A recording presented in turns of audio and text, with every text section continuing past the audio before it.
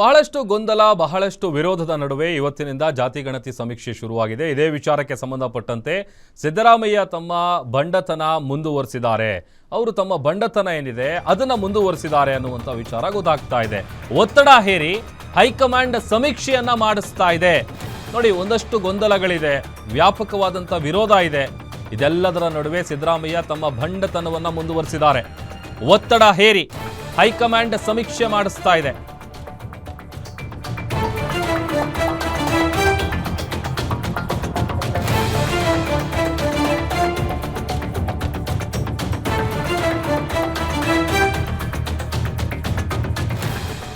ನೋಡಿ, ಒತ್ತಡ ಹೇರಿ ಹೈಕಮಾಂಡ್ ಈ ಒಂದು ಕೆಲಸ ಮಾಡಿಸ್ತಾ ಇದೆ. ಸಮೀಕ್ಷೆಗೆ ಅವರ ಪಕ್ಷದಲ್ಲೇ ಒಮ್ಮತ ಇಲ್ಲ. ಅವರಿಗೆ ಒಂದಷ್ಟು ಗೊಂದಲ ಇದೆ. ಕೆಲವರು ಬೇಡ ಅಂತಾರೆ, ಕೆಲವರು ಬೇಕು ಅಂತಾರೆ. ಅವರಲ್ಲೇ ಒಮ್ಮತ ಇಲ್ಲ. ಕಾಂಗ್ರೆಸ್ ಸರ್ಕಾರ ಕೆಟ್ಟ ಪರಂಪರೆಗೆ ನಾಂದಿ ಹಾಡ್ತಾ ಇದೆ ಅಂತ ಗ್ಯಾರಂಟಿ ನ್ಯೂಸ್ಗೆ ಛಲವಾದಿ ನಾರಾಯಣಸ್ವಾಮಿ ಹೇಳಿಕೆಯನ್ನ ಕೊಟ್ಟಿದ್ದಾರೆ. ಇನ್ನು ಇದೇ ವಿಚಾರಕ್ಕೆ ಸಂಬಂಧಪಟ್ಟಂತೆ ನಮ್ಮ ಪೊಲಿಟಿಕಲ್ ರಿಪೋರ್ಟರ್ ಛಲವಾದಿ ನಾರಾಯಣಸ್ವಾಮಿ ಜೊತೆಗೆ ಕವನ ಚಿಟ್ಚಾಟನ ನಡೆಸಿದ್ದಾರೆ. ಏನೆಲ್ಲ ವಿಚಾರವನ್ನ ಮಾತನಾಡಿದ್ದಾರೆ ಸಮೀಕ್ಷೆ ವಿಚಾರವಾಗಿ ನೋಡೋಣ. ಸಾಕಷ್ಟು ವಿರೋಧಗಳ ನಡುವೆಯೂ ಕೂಡ ಇಂದು ರಾಜ್ಯದಲ್ಲಿ ಸಮೀಕ್ಷೆಯನ್ನ ಸರ್ಕಾರ ಮಾಡ್ತಾ ಇರುವಂಥದ್ದು. ಇದ್ರ ಬಗ್ಗೆ ಮಾತನಾಡೋದಕ್ಕೆ ನಮ್ಮ ಜೊತೆ ಇದೀಗ ಪರಿಷತ್ ವಿಪಕ್ಷ ನಾಯಕರಾದಂತಹ ಛಲವಾದಿ ನಾರಾಯಣಸ್ವಾಮಿ ಇದರ ಬನ್ನಿ ಮಾತಾಡ್ಸೋಣ.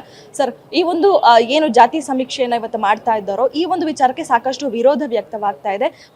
ಸರ್ಕಾರ ಆಗಿರ್ಬೋದು, ವಿಪಕ್ಷಗಳಾಗಿರ್ಬೋದು, ಜೊತೆಗೆ ಸರ್ಕಾರದ ಕೆಲ ಸಚಿವರೇ ಸಾಕಷ್ಟು ವಿರೋಧವನ್ನ ಮಾಡಿರುವಂಥದ್ದು. ಅದರಲ್ಲೂ ಇವತ್ತು ಸಮೀಕ್ಷೆ ಆರಂಭವಾಗ್ತಾ ಇದೆ. ಇದ್ರ ಬಗ್ಗೆ ಏನ್ ಮಾತಾಡ್ತೀರಾ? ಮಾನ್ಯ ಮುಖ್ಯಮಂತ್ರಿಗಳಾಗಿರ್ತಕ್ಕಂಥ ಸಿದ್ದರಾಮಯ್ಯನವರು ತಮ್ಮ ಬಂಡತನವನ್ನ ಪ್ರತಿ ಸಲದಂತೆ ಇವಾಗಲೂ ಕೂಡ ಮುಂದುವರಿಸಿದ್ದಾರೆ. ಅವರ ಪಕ್ಷದಲ್ಲೇ ಒಮ್ಮತ ಇಲ್ಲ. ಒತ್ತಡಗಳನ್ನ ಹೇರಿ ಅವರ ಕೇಂದ್ರ ಕಾಂಗ್ರೆಸ್ನಿಂದ ಒತ್ತಡಗಳನ್ನು ಹೇರಿ ಇದನ್ನ ಮಾಡತಕ್ಕಂಥ ಕೆಲಸವನ್ನು ಮಾಡ್ತಿದ್ದಾರೆ. ಅವರಿಗೆ ಬಹಳ ಸಂತೋಷ ಇರ್ಬೋದು ಕ್ರಿಶ್ಚಿಯಾನಿಟಿ ಅನ್ನೋದನ್ನು ಜಾತಿಗಳ ಮಧ್ಯದಲ್ಲಿ ತರ್ತಕ್ಕಂಥದ್ದು. ಇದಕ್ಕೆ ಈಗಾಗಲೇ ನಾವು ಹೇಳ್ತಿದ್ದೀವಿ, ಯಾವುದೇ ಜಾತಿಯವರು ಯಾವುದೇ ಧರ್ಮಕ್ಕೆ ಸೇರ್ಕೊಳ್ಳಿ, ಅದು ಅವರ ಹಕ್ಕು.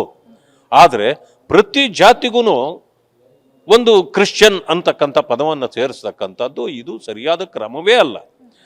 ಅವರು ಹೇಳ್ತಕ್ಕಂಥದ್ದೇನು, ಯಾರೋ ಕೆಲವರು ನಮಗೆ ಒತ್ತಡ ಏರಿದ್ದಾರೆ ಅಂದರೆ, ಒತ್ತಡ ಯಾರು? ಸಾಮಾನ್ಯ ಜನರು ಹೇಳಿದ್ದಾರೆ, ಅದಕ್ಕೆ ಬರ್ದಿದೆ. ಸಾಮಾನ್ಯ ಜನರು ಯಾರೋ 4 ಜನ ಹೇಳಿದ್ರು ಅಂತ ನೀವು ಮಾಡೋದಾದರೆ, ಇವತ್ತು ರಾಜ್ಯದ ಇಡೀ ಸಮಾಜದ ಸ್ವಾಮೀಜಿಗಳು, ಮುಖಂಡರುಗಳು, ಎಲ್ಲ ಪಕ್ಷದ ಮುಖಂಡರುಗಳು ಎಲ್ಲರೂ ವಿರೋಧ ಮಾಡ್ತಾರೆ.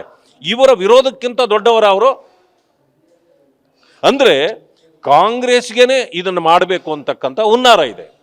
ಜಾತಿಗಳನ್ನು ಎತ್ತಿಕಟ್ತಕ್ಕಂಥದ್ದು, ಜಾತಿಗಳನ್ನು ಒಡೆಯತಕ್ಕಂಥದ್ದು ಕಾಂಗ್ರೆಸ್ನ ನೀತಿ ಮೊದಲಿಂದಲೂ ಕೂಡ.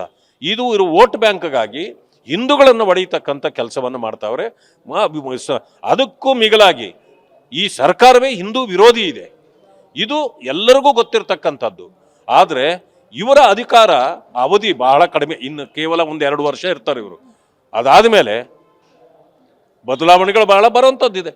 ಅದರ ಪರಿಸ್ಥಿತಿ ಏನಿದೆ ಇದನ್ನು ಅವಲೋಕನ ಮಾಡಿ ಸರ್ವರನ್ನು ಒಟ್ಟಾಗಿ ತೆಗೆದುಕೊಂಡು ಹೋಗ್ತಕ್ಕಂಥ ಕೆಲಸವನ್ನು ಮಾಡೋದನ್ನು ಬಿಟ್ಟು ಇವರು ಈ ರೀತಿ ಕೆಟ್ಟ ಒಂದು ಇದನ್ನ ಪರಂಪರೆಗೆ ನಾಂದಿ ಆಡ್ತಾ ಇದ್ದಾರೆ ಅಂತಕ್ಕಂಥದ್ದು ನನ್ನ